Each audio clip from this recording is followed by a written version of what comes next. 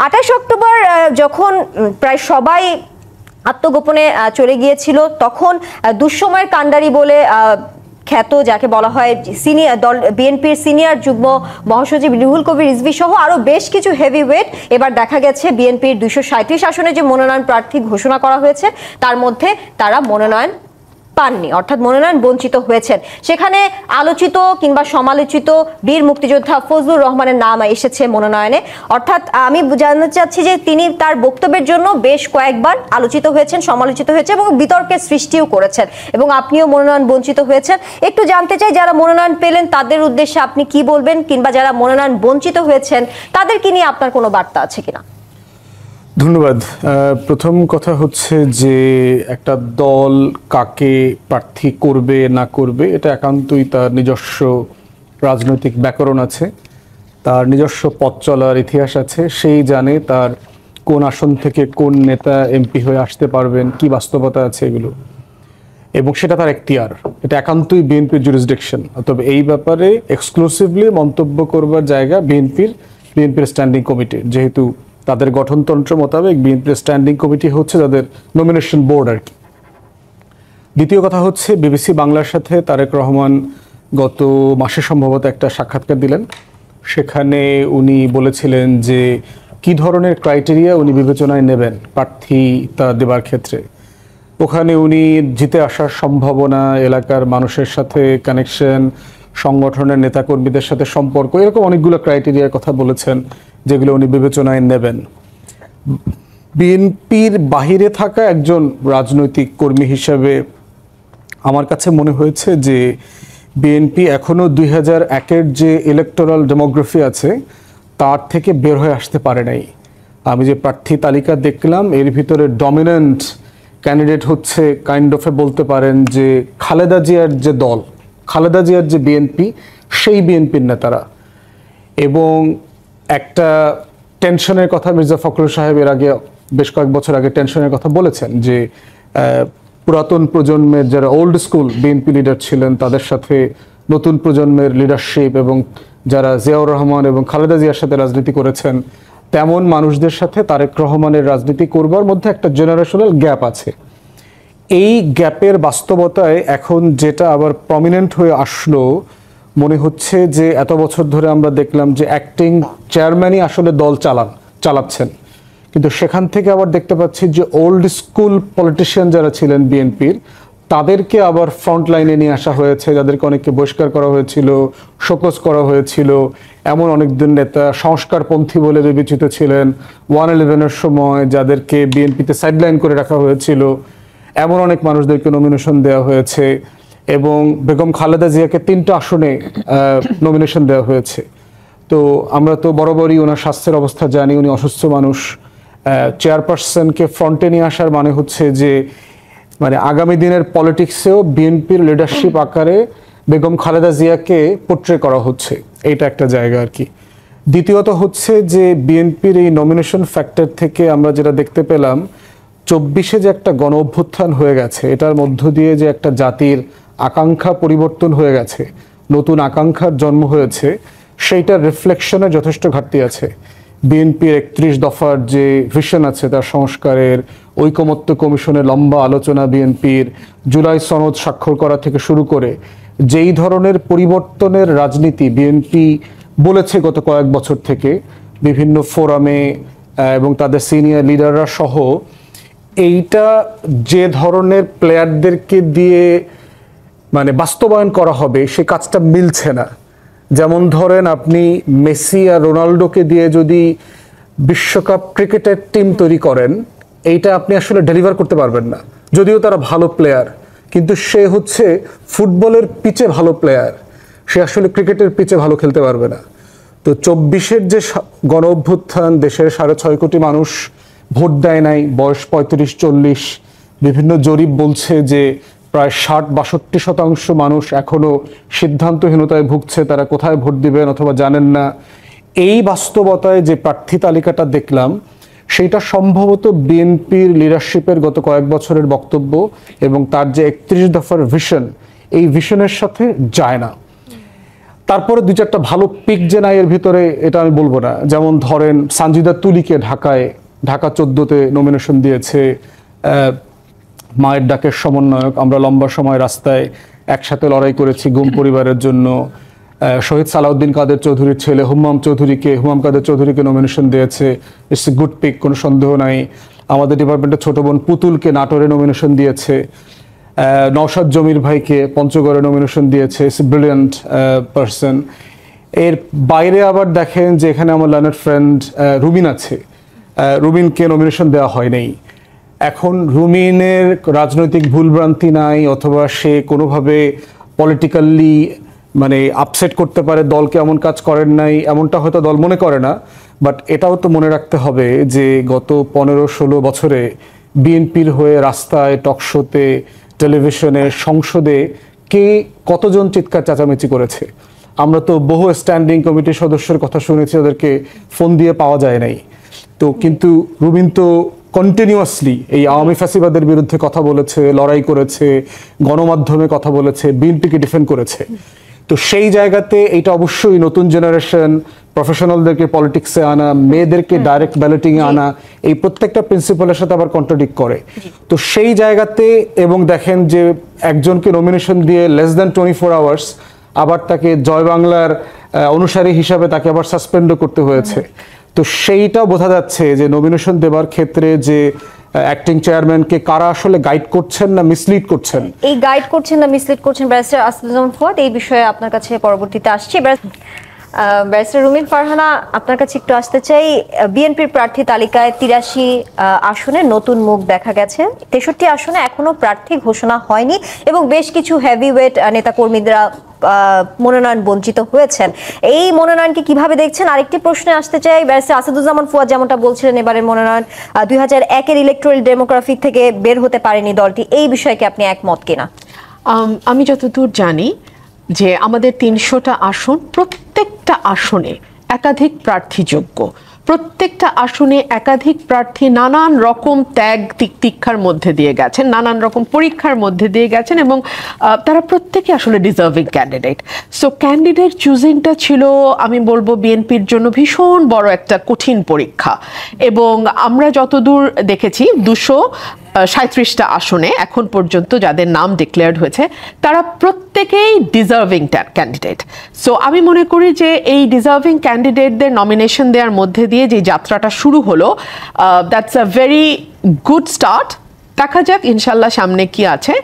আর যেই 83 জন একদম ফ্রেশ নতুন মুখ আমরা পাচ্ছি, আশা করছি এই 83 জন সংসদে তাদের অনবদ্য ভূমিকা রাখবেন এবং একটা প্রাণবন্ত সংসদ আমরা পেতে যাব। আমরা যেরকম সংসদটা আসলে সবসময় চেয়েছি। আমরা তো গত 15 বছরে কি দেখেছি, একটা দল পুরো সংসদটা রান করছে। স্পেশালি 14-র পর থেকে তো আসলে সংসদে সেরকম ডিসেন্টিং ভয়েসও ছিল না। সো এইরকম সংসদ থেকে বের হয়ে একটা প্রাণবন্ত সংসদ হবে আমরা আশা করি। 70 অনুচ্ছেদের কোনো বাধা নাই, যদিও দলের বিপক্ষে ঠিক নয়, মানুষের পক্ষে, দেশের পক্ষে কথা বলার কোনো বাধা কিন্তু 70 অনুচ্ছেদ নয়। এখনো যে এক্সিস্টিং 70 অনুচ্ছেদ, সেখানেও কিন্তু আপনি আপনার দলের বিপক্ষে যায় কিন্তু দেশের পক্ষে, মানুষের পক্ষে সত্য উচ্চারণ করতে সংসদে কিন্তু কোনো বাধা নাই। বাট তারপরেও আমাদের পলিটিক্যাল কালচারটা এরকম যে আমরা সাধারণত কেউই আসলে দলের বিরুদ্ধে কোনো কথা সংসদে বলি না। আর এখন তো ইভেন আপনি ভোটও দিতে পারবেন চাইলে। আপনি যদি মনে করেন 4-5টা ইস্যু হয়তো থাকবে যেখানে দলের বিপক্ষে ভোট দেওয়া যাবে না, এর বাইরে অন্যান্য ইস্যুগুলোতে আপনি চাইলে দলের বিরুদ্ধেও ভোট দিতে পারেন, বা দলের স্ট্যান্ড একরকম, আপনার পার্সোনাল স্ট্যান্ড অন্যরকম হতে পারে। সো আমি এক্সপেক্ট করছি আগামী পার্লামেন্টটা অনেক বেশি ভাইব্রেন্ট হবে, অনেক বেশি মানে ঝলমল একটা সংসদ হবে। ব্যারিস্টার রুমিন ফারহানা, আরেকটি বিষয় একটু আসতে চাই। এবার যে 237 আসনে প্রার্থী ঘোষণা করা হয়েছে তার মধ্যে নারী রয়েছেন 10 জন। বিশ্লেষকরা বলেছেন রাজনীতিতে নারী নেতৃত্ব কমছে এবং সেই সাথে বলা হচ্ছে নারী নেতৃত্বের 33%ও পূরণ করেনি কোনো দল, এমনটা বিশ্লেষকরা বলছেন। বেশ কিছু জরিপেও এই বিষয়টি উঠে এসেছে। আপনিও একজন নারী নেতৃত্বকে কি আরেকটু প্রাধান্য দেওয়া উচিত ছিল কিনা? আসলে কমতিটা কোন জায়গায়, মানে আপনার মনে হয় যোগ্যতার মাপকাঠিতে কমতি নাকি এই যে রাজনৈতিক যে পরিবেশ সেই দিক থেকে আসলে কমতি? দেখুন, আমাদের বড় বড় পলিটিক্যাল পার্টি যেগুলো আছে সেখানে কিন্তু যোগ্য নারী নেতৃত্বের খুব একটা অভাব আছে বলে আমি মনে করি না। হয়তো পুরুষের তুলনায় তাদের সংখ্যা কম, কিন্তু সেটা এত কম নয় যে ধরুন মাত্র 3% or 4% নমিনেশন তারা পাবে 100-র মধ্যে 3 জন বা 4 জন, but that is too low actually. আর দুই হচ্ছে যে আমাদের সার্বিক পরিস্থিতিটাই কি আপনি মনে করেন যে নারীর জন্য অনুকূল? একজন নারী যিনি শিক্ষিতা, যার একটা ডিগনিফাইড প্রফেশন আছে, যে একটা ভালো ফ্যামিলিতে বিলং করে, তিনি এই নোংরার মধ্যে নামবেন কেন? রাজনীতিটা তো এখন একটা ডাস্টবিনের মতন হয়ে গেছে, মানে, এবং স্পেশালি এখন সোশ্যাল মিডিয়া এসে এবং সবার হাতে হাতে সেলফোন চলে যাওয়ার পরে, বট আইডি, এআই আসার পরে, it's an absolutely a dustbin. তো একটা ভদ্র ফ্যামিলির এডুকেটেড মেয়ে who has a very bright future ahead, উনি কেন পলিটিক্সে আসতে যাবেন, তাই না? সো এই সব কিছু বিবেচনায় যদি কেউ চলেও আসে, দলগুলো হয়তো অত আস্থা রাখতে পারে না, আমি ঠিক জানি না কেন। জি, আপনাকে ধন্যবাদ। আবারও আলোচনায় ফিরবো, একটি বিরতি নিয়ে ফিরছি। জিপিএইচ ইস্পাত নিবেদিত রাজকাহন থেকে এই পর্যায়ে নিচ্ছে একটি বিরতির সাথেই থাকুন। আমন্ত্রণ আরো একবার জিপিএইচ ইস্পাত নিবেদিত রাজকাহনে আবারও ফিরে যাচ্ছে আলোচনায়। ব্যারিস্টার রুমিন ফারহানা, এবারে আপনার কাছে আসতে চাই এনসিপির মুখ্য সমন্বয়ক নাসিরউদ্দিন পাটোয়ারির দুটো বক্তব্য ঘিরে আপনার কাছে প্রশ্ন রাখতে চাই। প্রথমত, উনি বলেছেন বড় দলগুলো ছোট দলগুলোকে একীভূত করে রাজতন্ত্র কায়েম করতে চায় এবং এই জন্যই জোটের যে বিরোধিতা, আরপিও সংশোধনের যে বিরোধিতা, সেই বিষয়টি উঠে আসছে, এমনটা তার মন্তব্য। আসলে তাহলে কি এই রাজতন্ত্র কায়েমের জন্য আরপিও সংশোধনের যে বিরোধিতা, সেটা আপনারা করেছেন কিনা, এটা রাখতে চাই। আবার তিনি বলেছেন বিএনপির প্রার্থী তালিকায় তরুণ যে নেতৃত্ব, সেটাকে বাদ দিয়ে গডফাদারদের আধিপত্য দেয়া হয়েছে। এই বিষয়টিকে আপনি কিভাবে মূল্যায়ন করবেন? প্রথম যে প্রশ্নটি, সেটি সম্ভবত জোটের প্রার্থী হবেন এবার যারা, তাদের যদি দলের নিবন্ধন থাকে তাদেরকে নিজের দলের মার্কায় নির্বাচন করতে হবে। সো এই বিষয়টির পক্ষে বিপক্ষে দুরকমই যুক্তি আছে। নির্বাচন কমিশন থেকে যে কথা বলা হয়েছে, বা সরকারের তরফে, নির্বাচন কমিশন তো না, সরকারের তরফে যেটা বলা হয়েছে সেটা হচ্ছে যে ছোট দলগুলো তো কখনো বিকশিত হতে পারে না। তারা সবসময় দেখা যায় হয় নৌকার সমর্থন নিয়ে পার্লামেন্টে যাচ্ছে, কখনো ধানের শীষের সমর্থন নিয়ে পার্লামেন্টে যাচ্ছে। এতে হয় কি, বাংলাদেশে এই যে দ্বিদলীয় ব্যবস্থা, এটা 50 বছর ধরে আরো স্ট্রং হতে থাকে। ছোট ছোট দল অনেকগুলো আছে, বাট তারা সেভাবে ইন্ডিপেন্ডেন্টলি ফ্লারিশ করতে পারে না। সো যাতে দলগুলো ফ্লারিশ করতে পারে, সে কারণেই বলা হয়েছে যে এবার যার মার্কা, তার সেই মার্কাতেই নির্বাচন করতে হবে। এক। দুই হলো যে আপনি যদি দলের নিবন্ধন নেন এবং একটি মার্কাও নির্বাচন কমিশন থেকে নেন, তাহলে প্রশ্ন হচ্ছে আপনি আপনার রাজনীতি কেন করছেন না? মানে আপনি তো একটা দলের মার্কা নিয়েছেন এবং সেই দলের রাজনীতি আপনি ধারণ করেন, না হলে তো আপনি আসলে ধানের শীষ বা নৌকাই আপনি মূল দলই করতে পারেন, তাহলে একটা ছোট দল রাখবার প্রয়োজনটা কি? এই কথাগুলো সরকারের তরফ থেকে এসছে। অন দি আদার হ্যান্ড, বিএনপির তরফ থেকে খুব ক্লিয়ারলি বলা হয়েছে যে লাস্ট মোমেন্টে এসে যে আরপিওটা সংশোধন হলো, দীর্ঘদিন যারা এই বড় দলের সঙ্গে থেকে রাজনীতি করেছে, তাদের তো একটা এক্সপেকটেশন আছে যে আমরা পার্লামেন্টে যেতে চাই, আমরা সংসদ সদস্য নির্বাচিত হতে চাই। সো সেই এক্সপেকটেশন থেকে হয়তো তারা বড় দলগুলোর সঙ্গে জোট করেছে, এবং বড় দলগুলো একসময় দেখিয়েছে যে আমার সাথে এতগুলো রাজনৈতিক দল আছে, এতগুলো দল মিলে একটা জোট তৈরি হয়েছে। সো এটার বোথ ওয়েতেই এটার আর্গুমেন্ট আছে। আর গডফাদারের ব্যাপারে উনি যদি স্পষ্ট করতেন যে আমি, মানে 237 জনের মধ্যে কাকে উনি গডফাদার বলছেন, আমি তো কোনো গডফাদার দেখছি না। যে তালিকাটা আমাদের প্রকাশিত হয়েছে সেখানে আমার জানা মতে তো আমি কোনো গডফাদার দেখিনি। ব্যারিস্টার রুমিন ফারহানা, আরেকটি বিষয়ে জানতে চাই, এই যে এনসিপির থেকে বলা হয়েছে যারা মনোনয়ন বঞ্চিত হয়েছেন তাদেরকে তারা স্বাগত জানাচ্ছেন, ছাত্রদল, যুবদল, তাদেরকে এই তো তরুণ যার নেতৃত্বকে বাদ দেওয়া হয়েছে তাদেরকে এনসিপির পক্ষ থেকে স্বাগত জানানো হয়েছে। তাহলে এটার মানে কি, এটা দ্বারা এনসিপি এখন বিএনপির ছাঁটাই ক্যাম্প হিসেবে গণ্য করা হবে, নাকি এটা তাদের আসলে নতুন রাজনৈতিক কোনো কৌশল আপনি দেখতে পাচ্ছেন? কি বলবেন? আমি এটাকে কৌশল হিসেবেই দেখি, এবং আমরা তো প্রতিদিনই দেখি যে এক দল থেকে লোক আরেক দলে জয়েন করছে। আমরা দেখি যে বেশ ফুল টুল দিয়ে নতুন দলেও বরণ করেও নেওয়া হচ্ছে। এটা সব দলের মধ্যেই হচ্ছে, এই দল থেকে ওই দলে যাচ্ছে, ওই দল থেকে এই দলে আসছে। এটা আমি মনে করি না এটার মধ্যে কোনো অপকৌশল কিছু আছে। উনি ওনার রাজনৈতিক বক্তব্য হিসেবে এটা বলতেই পারেন। জি, ব্যারিস্টার আসাদুজ্জামান ফুয়াদ, আরপিও অধ্যাদেশে এক গুচ্ছ বড় ধরনের সংশোধনী আনা হয়েছে। তার মধ্যে অন্যতম হচ্ছে একই প্রতীকে ভোট, না ভোট প্রবর্তন, জামানত বৃদ্ধি এবং বেশ কিছু আছে অনিয়মে ফল বাতিল, এমন বেশ কিছু সংশোধনী আনা হয়েছে। একটু জানতে চাই কোন কোন দিকগুলো আপনার কাছে আসলে ইতিবাচক কিংবা নেতিবাচক মনে হচ্ছে, একটু যদি সংক্ষিপ্তভাবে বলেন। মানে অলমোস্ট সবগুলোকেই ওয়েলকাম জানানোর মতো, স্বাগত জানানোর মতো পরিবর্তন। আমি বরাবরই বলেছি যে বাংলাদেশে নির্বাচনে আলোচনাতে যে বিষয়গুলোকে সবচেয়ে মুখ্য আকারে বলা হচ্ছে, এখানে আমি বোধ করছি যে এর থেকে গুরুত্বপূর্ণ বিষয়গুলো সবসময় আলোচনার বাইরে থেকে যাচ্ছে। তার ভিতরে সবচেয়ে বড় জায়গা হচ্ছে সংখ্যার ভোটারকে কিভাবে চিন্তার ভোটার বানানো যায়, আর দ্বিতীয়ত হচ্ছে খরচের ব্যাপারটাকে অ্যাড্রেস করা। এই দুইটা বিষয়কে প্রপারলি যদি নির্বাচন কমিশন এবং রাষ্ট্র সবাই মিলে যদি অ্যাড্রেস না করে, তাহলে এখানে গণতন্ত্রের যে মূল্যবোধ তৈরি হওয়া দরকার সমাজে, সেটা তৈরি হবে না। এবং দুঃখজনকভাবে হলো সত্য যে আমরা গত বছরের পর বছর ধরে এগুলো নিয়ে কথা বলেছি, গণ অভ্যুত্থানের পরে কথা বলেছি, নির্বাচন কমিশনের সাথে দেখা করে কথা বলেছি, এবং এর কোনো কিছুর মধ্যে দেখবেন যে আমার এই যে 18 বছর বয়স্কের তালিকাভুক্ত 12.5 কোটি মানুষ, এই মানুষগুলোর ভোটার হওয়াটা মানে কি, এইটা তাদেরকে কোনোদিন বোঝানো হয়নি। আপনি দেখবেন যে যখনই আচরণবিধির আলোচনা আসে অথবা নিয়ম নীতি করবার প্রশ্ন আসে, সেটা থাকে হচ্ছে প্রার্থী কেন্দ্রিক। প্রার্থী কি করতে পারবে, কি করতে পারবে না, কতটুকু পারবে, কতটুকু পারবে না। কিন্তু ভোটের তো একটা বড় উপকরণ হচ্ছে ভোটার। প্রার্থী টাকা দিলে অপরাধ হবে, যদি ব্যক্তি টাকা নেন ভোটার, প্রার্থী অটো রিক্সা হাবি জাবি পাঠাবে না, কিন্তু রাষ্ট্র কি বিকল্প ট্রান্সপোর্ট ব্যবস্থা করছে, ট্রলার দিচ্ছে? নদী পার হয়ে কেন একটা কৃষক, একটা গরিব মানুষ ভোট দিতে আসবে? তো সেই জায়গাতে রাষ্ট্রর এই জায়গাগুলো, যে ভোটারদেরকে একটা প্রোটোকল তৈরি করা, আচরণবিধি তৈরি করা, ট্রেন করা। এখন প্রশ্ন হচ্ছে 12.5 কোটি মানুষ কিভাবে করব এত অল্প সময়? দেখেন, বাংলাদেশের সোশ্যাল যে ফ্যাব্রিক আছে, সেই ফ্যাব্রিকে এই কাজটা করা খুব সহজ একটা কাজ। বাংলাদেশের প্রত্যেকটা কমিউনিটি মসজিদের ইমাম, মন্দিরের পুরোহিত, স্কুল কলেজের মাদ্রাসার শিক্ষক দ্বারা পরিবেষ্টিত। হেন কোনো কমিউনিটি নাই যারা এই প্রতিষ্ঠানগুলোর বাইরে বাস করেন। এবং তারাই কিন্তু দেখবেন নির্বাচনে কিন্তু এই মানুষগুলো কিন্তু পোলিং অফিসার, তারপরে প্রিজাইডিং অফিসার, অ্যাসিস্ট্যান্ট প্রিজাইডিং অফিসারের দায়িত্ব পালন করেন প্রত্যেকটা সেন্টারে। তো রাষ্ট্র কিন্তু এই মানুষগুলোকে অলরেডি কাজে লাগাচ্ছে, কিন্তু ভোটারদেরকে ট্রেন করার ক্ষেত্রে তাদেরকে কাজে লাগানোর জন্য কোনো উদ্যোগ আয়োজন দেখতে পাচ্ছি না।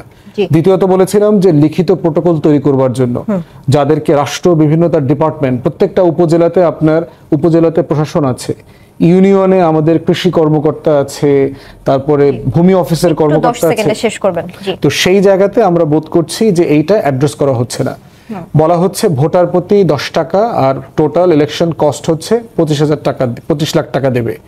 একটা মেম্বারও এই নির্বাচনে এই সোনার বাংলাতে 25 লাখ টাকার থেকে বেশি খরচ করে। ইলেকশন ডেতে 1 কোটি টাকার উপরে খরচ আছে। তো সেই জায়গাতে রাষ্ট্র আইন করে প্রত্যেকটা প্রার্থীকে মিথ্যা কথা আগে এবং পরে লিখতে বাধ্য করছে। তাহলে এই রাষ্ট্র কিভাবে সংশোধন করবে নিজেকে? এই প্রসঙ্গে আসবো, কিভাবে সংশোধন করবে রাষ্ট্র। একটি বিরতি নিয়ে ফিরছে জিপিএইচ ইস্পাত নিবেদিত রাজকাহন থেকে। এই পর্যায়ে নিচ্ছে আরেকটি বিরতি, সাথেই থাকুন। আমন্ত্রণ আরো একবার জিপিএইচ ইস্পাত নিবেদিত রাজকাহনে। ব্যারিস্টার রুমিন ফারহানা, বাংলাদেশের অন্যতম প্রধান রাজনৈতিক দল বিএনপি 237 আসনে তাদের প্রার্থীদের নাম ঘোষণা করেছেন। সেই তালিকায় শীর্ষে রয়েছেন দলটির চেয়ারপারসন বেগম খালেদা জিয়া, যিনি কয়েক বছর ধরেই শারীরিকভাবে অসুস্থ রয়েছেন। এখন প্রশ্ন আসছে নানা মহল থেকে যে নির্বাচনে বিএনপির নেতৃত্ব কে দিবেন, জিতলে প্রধানমন্ত্রী হবেন কে, এই বিষয়ে কিছু বলবেন কিনা? নির্বাচনটা হোক, নির্বাচনের পরে বিএনপি জিতবে কিংবা জিতবে না, এটা কি এখনই বলা যায়? এটা যদি আমরা এখনই বলি তাহলে এটা মনে হবে যেন আমরা 2014, 18 বা 24-এর নির্বাচন নিয়ে কথা বলছি, যেখানে আগেই সবকিছু সেট হয়ে থাকতো। এই নির্বাচনে তো আসলে একেবারেই কোনো কিছু সেট নাই। ইভেন কোন দলের সাথে কোন দল জোট করছে সেটাও কিন্তু আমরা জানি না। সো দেখি কি হয়, আর দল সিদ্ধান্ত নেবে। আমার ধারণা যথাসময়ে আর কি দলের তরফ থেকে এই সিদ্ধান্ত জানানো হবে। আর একটু জানতে চাই, যারা মনোনয়ন বঞ্চিত হয়েছেন তাদের সমর্থকরা দেখা গেছে বিভিন্ন জায়গায় বিক্ষোভ করেছেন, রাস্তা অবরোধ করেছেন, যান চলাচল বন্ধ করে রেখেছেন, আবার সেই সাথে যারা মনোনয়ন পেয়েছেন তাদের সমর্থকদের মাঝে আনন্দ মিছিল দেখা গেছে। এই যে প্রাথমিক তালিকাতে, সম্ভাব্য তালিকা যেটা বলছে, প্রাথমিক তালিকাতে আসার মানে প্রকাশ পাওয়ার পরেই যদি এত বিক্ষোভ অবরোধ হয়, তাহলে যখন চূড়ান্ত তালিকা প্রকাশ পাবে তখন আসলে এই পুরো পরিবেশটা কিংবা সিচুয়েশনটা আসলে কোন দিকে যাবে? নির্বাচনে কোনো নেতিবাচক প্রভাব পড়বে কিনা? এটা দুটো ব্যাপার আছে। একটা হচ্ছে আমি প্রথমে বলি যে এই বিক্ষোভ বা এই অবরোধ, রাস্তা বন্ধ করা কারা করছেন? করছেন কিন্তু নেতা কর্মীরা। এবং এই নেতা কর্মীদের কি পরিমাণ শ্রম, ঘাম, কষ্ট, ত্যাগ থাকে একটা নেতার পেছনে, এটা ফিল্ডে গিয়ে পলিটিক্স না করলে না আপনি এই এসি রুমে বসে আমরা আলোচনা করে সুশীল সমাজের ভাষায় আমরা বুঝাতে পারবো না। আমি তো 17 সাল থেকে ব্রাহ্মণবাড়িয়া 2-এ কাজ করছি। আমি আমার প্রতিটা নেতা কর্মী থেকে শুরু করে আমি আমার এই আসনের এই দুটো উপজেলার সাধারণ মানুষের যে পরিমাণ ভালোবাসা পেয়েছি, এবং শুধু তো ভালোবাসা না, ওদের অনেক ত্যাগ, অনেক কষ্ট, অনেক শ্রম আছে আমার আজকের এই অবস্থানের পেছনে। এটা প্রত্যেকটা মনোনয়ন প্রত্যাশী নেতার ক্ষেত্রেই প্রযোজ্য। সো নেতা কর্মীরা কিছুটা কষ্ট পাবেন এবং সেটা ওনারা প্রকাশ করবেন, এটা খুব অস্বাভাবিক কিছু না, এবং এটা সময়ের সাথে ঠিকও হয়ে যাবে। আর আরেকটা কি প্রশ্ন ছিল আপনার? নির্বাচনে আসলে কোনো নেতিবাচক প্রভাব পড়বে কিনা? নির্বাচনে তালিকার আগে এই সিচুয়েশনটা দাঁড় হয়েছে। দেখুন, অনেকে তো বলেছিল বিএনপি তালিকা প্রকাশের সাথে সাথে পুরো বাংলাদেশে আগুন জ্বলে উঠবে, কারণ আসন মাত্র 300, সম্ভাব্য প্রার্থী 3 লক্ষ। তো 3 লক্ষ থেকে কমায়, আচ্ছা 3 লক্ষ না হোক, 3000 তো বটেই, ইফ নট মোর। সেখান থেকে 300-তে নামিয়ে আনা is a big challenge. So এটার পরে আমি মনে করি যতটুকু হয়েছে that is the bear minimum. এটার চেয়ে অনেক বেশি হতে পারতো। কয়টা আসনে হয়েছে? 2টা 3টা, এর বেশি তো না। সো আমি মনে করি এটা এমন কিছুই না। ব্যারিস্টার আসাদুজ্জামান ফুয়াদ, সময় স্বল্পতা রয়েছে, একটু স্বল্প সময় একটু জানতে চাই, এই যে আমি ব্যারিস্টার রুমিন ফারহানাকেও জিজ্ঞেস করছিলাম, এই যে বিক্ষোভ কিংবা অবরোধ প্রাথমিক তালিকা ঘোষণার পরে এতটা দেখা যাচ্ছে, তাহলে চূড়ান্ত তালিকার পরে আসলে নির্বাচন নিয়েও প্রশ্নবিদ্ধ করা হচ্ছে। অনেকে বলছেন এই নির্বাচন কমিশনের কন্ট্রোলে কিংবা নিয়ন্ত্রণে আর থাকবে না। সেই পরিবেশ কিংবা সেই শঙ্কা কি আপনি দেখছেন কিনা, একটু ছোট্ট করে যদি জানান। আংশিক তো আছে, এবং রুমিন যেটা মানে বলছিল যে নেতাকর্মীদের ভালোবাসা, এটা একটা ব্যাপার আছে, কিন্তু বঞ্চিত প্রার্থীদের উস্কানি আছে এখানে। আদারওয়াইজ বাংলাদেশের প্রত্যেকটা দলে হচ্ছে নেতাকর্মীরা ভাইয়ের রাজনীতি করে। দলগুলোর ভিতরে ফ্রিঞ্জ আছে, নিজস্ব শাখা আছে প্রত্যেকটা এলাকাতে। তো ওই ভাই না থাকা মানে হচ্ছে এটা গোত্রের মতো করে টোটাল স্ট্রিমটা দল থেকে কাট আউট হয়ে যায়। তো সেইখানে এই ধরনের রেসপন্স, রিয়াকশন, এটা ওই ভাই যদি প্রভোক না করে তাহলে এটা হবার কথা নাই। দ্বিতীয়ত হচ্ছে এটা লং টার্ম সলিউশন দরকার, টুফোল্ড সলিউশন দরকার। একটা হচ্ছে দলগুলোর ভিতরে ডেমোক্রেটিক প্র্যাকটিস বাড়ানো দরকার, যে দলের ওই আসনের সদস্যরা ভোট দিয়ে ডিসাইড করবেন তারা আসলে কাকে প্রার্থী হিসাবে দেখতে চান। আর দ্বিতীয়ত হচ্ছে দলের নেতাকর্মীদেরকে বোঝানো দরকার যে দলের সিদ্ধান্ত অভিশাপ আকারে জাতির ঘাড়ে চাপানোর কোনো মানে বাধ্যবাধকতা তাদের নাই, এটা তারা করতে পারে না।